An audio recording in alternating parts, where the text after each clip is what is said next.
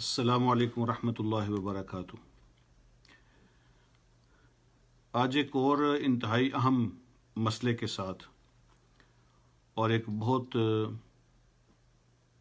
ضروری اور زبردست حدیث کے ساتھ آپ کی خدمت میں حاضر ہوں۔ پہلے بھی ایک دفعہ یہ بات ہو چکی ہے کہ نبی علیہ الصلوۃ والسلام کی جو احادیث ہیں، حضور علیہ الصلوۃ والسلام کی جو تعلیمات ہیں، آپ کی احادیث ایسے سی ٹی اسکین کر کے بیماری کو کلیئر کر دیتی ہیں، ہر چیز واضح نظر آنا شروع ہو جاتی ہے، کوئی چیز چھپی باقی نہیں رہ جاتی۔ یہ صحیح حدیث ہے اور سنن ابن ماجہ کے اندر موجود ہے۔ سیدنا ثوبان رضی اللہ تعالیٰ عنہ نے اس کو بیان کیا ہے۔ وہ بیان کرتے ہیں کہ نبی علیہ الصلوۃ والسلام نے ایک مرتبہ ارشاد فرمایا کہ میں اپنی امت کے ان لوگوں کو جانتا ہوں جو قیامت کے دن اللہ رب العالمین کے دربار میں آئیں گے، بہت سی نیکیاں لے کر آئیں گے۔ اب بہت سی نیکیاں کتنی بہت سی نیکیاں، نمازیں اور روزے اور اتنی نیکیاں ہوں گی، ان کے اپنے حساب میں وہ جو تہامہ کے پہاڑ ہیں تو ان کی طرح ان کی نیکیوں کے ڈھیر لگے ہوں گے۔ تہامہ ایک علاقہ ہے حجاز کے اندر، سعودی عرب میں، اس کے پہاڑوں کی طرف اشارہ کیا کہ تہامہ کے علاقے کے جو پہاڑ ہیں، ان پہاڑوں کی طرح بڑی بڑی نیکیوں کے ڈھیر وہ قیامت کے دن لے کے آئیں گے۔ بڑی نمازیں پڑھی ہوں گی انہوں نے، بڑے روزے رکھے ہوں گے، بڑے نیکیوں کے کام کیے ہوں گے، نیکیوں کے پہاڑ وہ قیامت کے دن لے کے آئیں گے۔ لیکن اللہ رب العالمین ان کی نیکیوں کے پہاڑوں کو گرد و غبار کی طرح اڑا دیں گے۔ فَيَجْعَلُهَا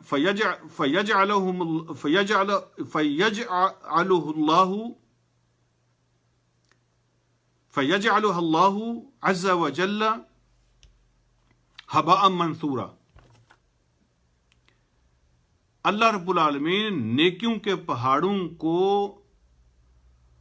گرد و غبار کی طرح اڑا دے۔ ہبا کہتے ہیں چھوٹے چھوٹے وہ ذرات جو سورج کی روشنی میں آپ کو نظر آتے ہیں، لنٹس جس کو کہتے ہیں،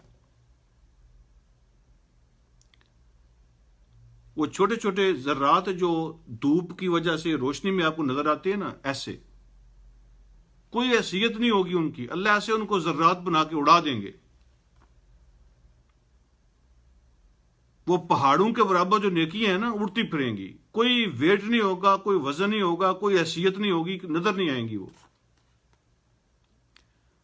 تو حضرت ثوبان رضی اللہ تعالیٰ عنہ نے پریشان ہو کے نبی علیہ الصلوۃ والسلام سے عرض کیا، اے اللہ کے نبی صلی اللہ علیہ وسلم، صفہم لنا، ان لوگوں کی ہمیں تفصیل بیان فرما دیجئے، وہ کون لوگ ہوں گے، اور ذرا تھوڑا سا کلیئر فرما دیں تاکہ ہم ان سے بچ سکیں۔ یہ نہ ہو کہ نہ جانتے ہوئے ہم بھی ان لوگوں کے ساتھ شامل ہو جائیں یا ملوث ہو جائیں۔ تو آپ ارشاد فرما دیں تفصیلات تاکہ ہم ان سے بچ سکیں۔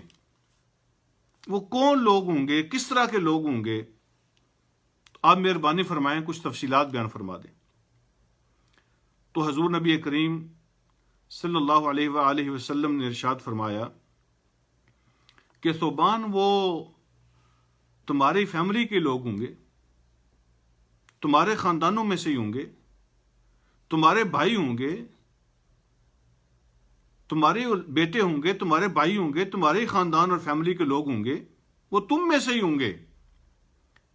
اور پھر ساتھ فرمایا کہ وَيَأْخُذُونَ مِنَ اللَّيْلِ كَمَا تَأْخُذُونَ، اور راتوں کو ایسے عبادت کریں گے جیسے تم کرتے ہو، یعنی تہجد، اللہ کے حضور قیام، عبادتیں بہت، وہ بھی بڑی بڑی عبادتیں کریں گے، راتوں کو قیام کریں گے، تہجد پڑھا کریں گے۔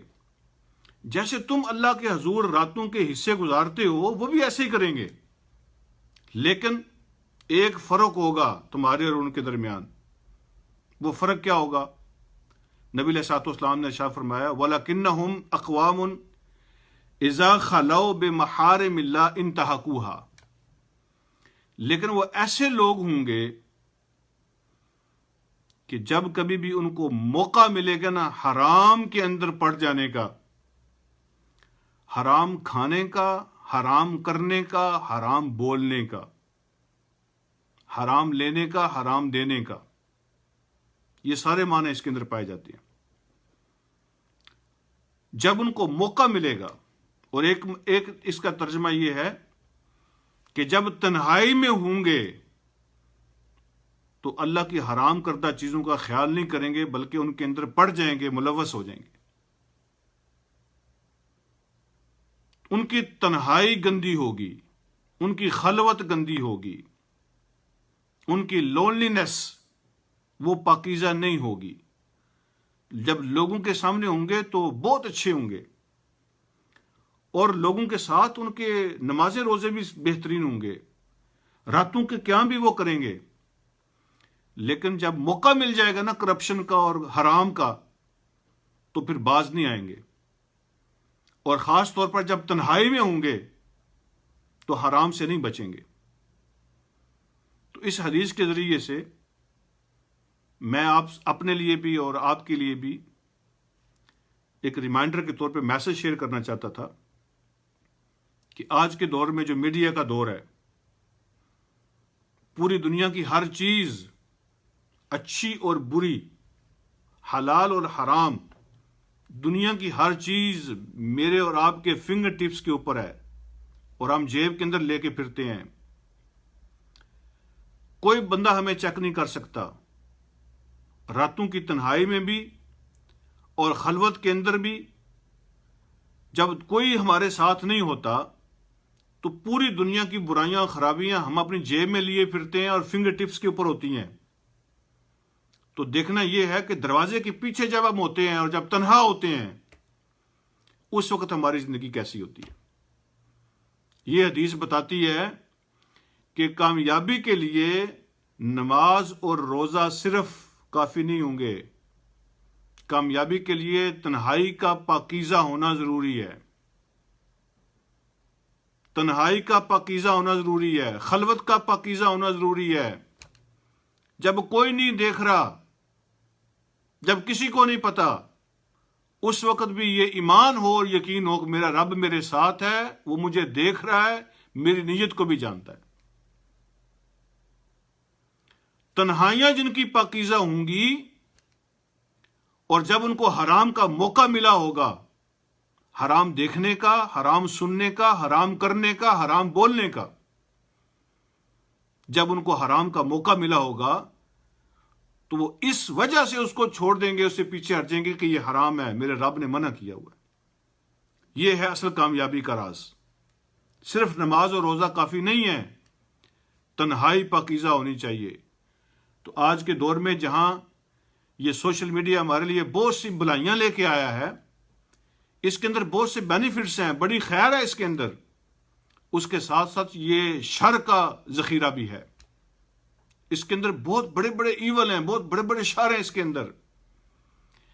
یہ ہمارے تنہائی کے اوقات کو کھاتا ہے، تنہائی کے اوقات کو برباد کر سکتا ہے، ہماری نمازوں اور روزوں اور عبادات کو، تہجد کو، راتوں کے قیام کو برباد کر سکتا ہے، اور تہامہ کے پہاڑوں کے برابر نیکیاں جمع کرنے والے بھی، ان کی نیکیاں بھی گرد و غبار کی طرح اڑا دی جائیں گی قیامت کے دن، جن کی تنہائی پاکیزہ نہیں ہوگی، دروازے کے پیچھے جو صاف نہیں ہوں گے۔ لیکن لوگوں کے سامنے اچھے اخلاق سے پیش آ جانا، مسکرا کے ملنا، اچھی گفتگو کر لینا کچھ وقت کے لیے آسان ہے۔ اصل بندہ اچھا وہ ہوتا ہے جو دروازے کے پیچھے اچھا ہوتا ہے، جو اپنے رب کے سامنے اچھا ہوتا ہے۔ تو میری آپ سے گزارش ہے کہ سب سے زیادہ جس چیز کا پہرا دینے کی ضرورت ہے اور جس چیز کی حفاظت کرنے کی ضرورت ہے آج کے دور میں، وہ ہماری خلوت ہے اور ہماری تنہائی ہے۔ جو اپنی خلوت اور تنہائی میں مضبوط اور صاف ہوا، اللہ رب العالمین اس کی جلوت کو پاکیزہ فرما دیں گے، اس کی نمازیں قبول ہوں گی، اس کے روزے قبول ہوں گے، اس کی عبادات قبول ہوں گی۔ وہ ایک پاک انسان ہے، وہ پاکیزہ ہستی ہوگی، وہ جس کی خلوت پاک ہوگی، وہ اصل ایمان والا ہوگا۔ اللہ مجھے اور آپ کو سمجھنے کے عمل کی توفیق عطا فرمائے، اور اللہ رب العالمین ہماری خلوتوں کو اور ہماری تنہائیوں کو اپنی حفاظت میں رکھیں اور پاکیزہ بنانے کی توفیق عطا فرمائے۔ السلام علیکم ورحمۃ اللہ وبرکاتہ۔